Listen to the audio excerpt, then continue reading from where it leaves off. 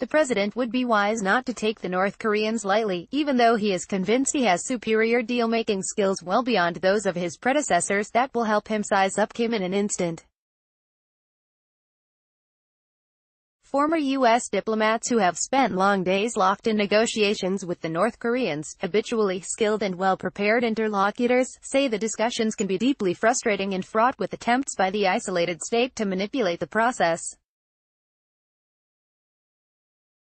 Even now, many experts doubt assurances by South Korea and the U.S. that Kim really intends to talk about eliminating his nuclear weapons program and believe he may be bent instead on easing pressure on his impoverished state and retaining as much of his arsenal as possible.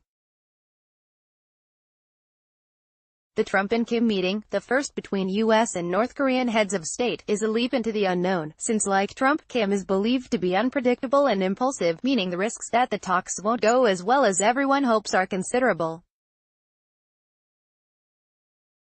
One of the concerns North Korea experts have about Trump is that his faith in his instincts masks a shallow understanding of the intricacies of nuclear diplomacy.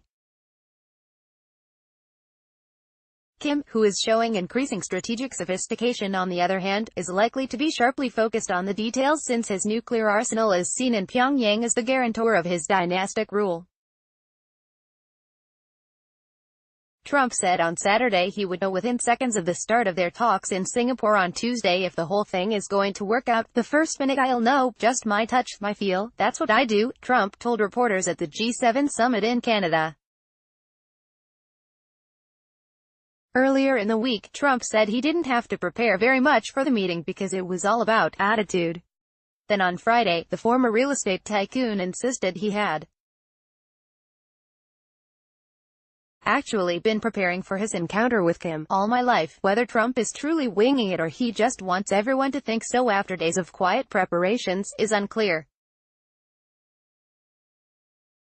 But the danger of going into the summit undercooked is that Trump could make inadvertent concessions on complicated or historically fraught issues, or adopt positions that are detrimental to allies like South Korea or Japan, or stumble into North Korean negotiating traps. If the summit goes well, it is likely to lead to the kind of long-term diplomatic engagement with the North Koreans that is familiar from past presidencies that the current administration said it would not permit. It will require intense U.S. focus, endurance and attention to detail to achieve an accounting of Pyongyang's nuclear arsenal and its verifiable and irreversible termination. Kim will do his homework despite their isolation and the image of North Korea as a backward state. North Korean negotiators are always well briefed, and a new generation of younger diplomats is savvier about the outside world than their older counterparts. "We shouldn't be fooled by our notion that North Korea is a hermit kingdom," said Wendy Sherman, a former senior State Department official who negotiated with North Korea on an ultimately unsuccessful missile deal at the end of the Clinton administration. "We saw Kim Jong-un variably manage the summit with South Korean President Moon Jae-in.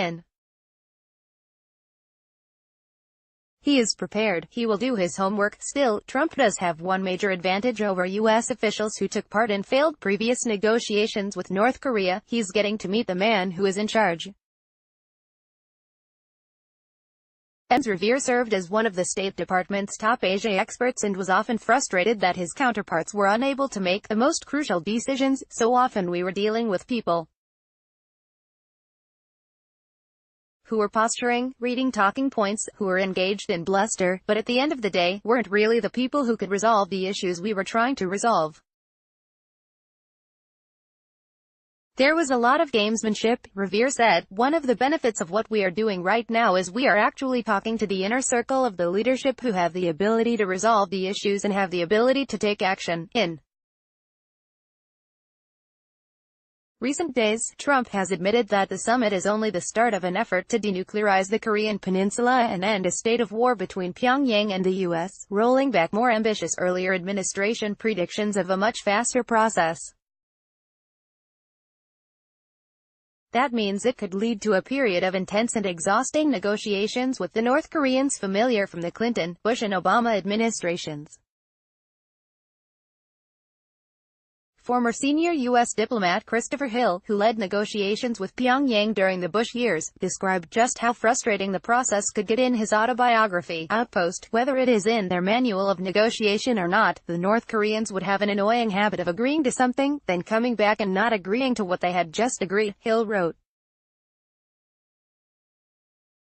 Revere, now with the Albright Stonebridge Group, a global strategic advisory firm, said that despite the North's isolation and the paranoia it sometimes causes, North Korean negotiating teams are sophisticated. Even if there are questions about whether they fully grasp all the intricacies of nuclear strategy, they have done their homework. They are very skilled, he said.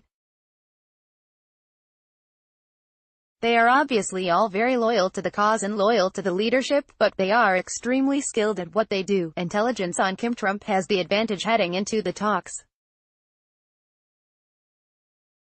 Of the experience gleaned about Kim's approach by Secretary of State Mike Pompeo, who has met the North Korean leader several times, as well as information passed on by Moon.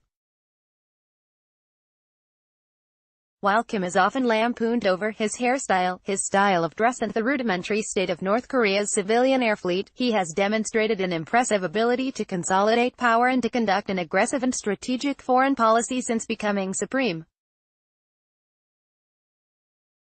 leader in 2011. His race to expand his nuclear arsenal and long-range missiles to deliver it may now have been replaced by a strategic choice to use that leverage to alleviate the severe economic situation in his country and its diplomatic isolation. He has managed to win the ultimate prize of a summit with an American president, a step neither of his two dynastic predecessors managed without offering any major concessions. Kim, who was educated in Switzerland, is likely to have a panoramic sense of his objectives, North Korea's nuclear program and the strategic picture in Northeast Asia, experts said. Diplomats who met his late father, Kim Jong-il, remember his understanding of the key issues, a trait his son appears to share. In a meeting with former Secretary of State Madeleine Albright, Kim was asked 14 critical questions about the North's missile program. Sherman said, Kim Jong-il went down that entire list. And although he didn't have every detailed answer to everything, he knew what the questions were, what the issues were. He was well prepared, she said. Both Kim and Trump have a strong incentive to declare the summit a success whatever happens. Trump's approach is to try and forge a personal connection with Kim, in line with his belief that relationships are the key to deal-making in international relations. Critics have faulted the president for an overly conciliatory approach to the North Korean leader, who presides over the world's most oppressive state, where millions of people have died of hunger and which maintains a network of gulags and re-education camps. Trump has called Kim honorable, after once branding him Little Rocket Man, and on Saturday spelled out the stakes for the North Korean leader. It's unknown territory. In the truest sense, Trump told reporters, I feel that Kim Jong-un wants to do something great for his people, and he has that opportunity, and he won't have that opportunity again, Trump said. So, I really believe that he's going to do something very positive. In his speeches and actions, Kim has shown that he has a sense of his own position in history, though he has yet to publicly give any sign that he is willing to follow through on denuclearization. But Trump's gambit appears to be aimed at convincing Kim that more personal respect and recognition could follow if he commits to a serious negotiating process with Washington. If it works, Trump could be in reach of an achievement that has eluded all his predecessors and could define his foreign policy legacy.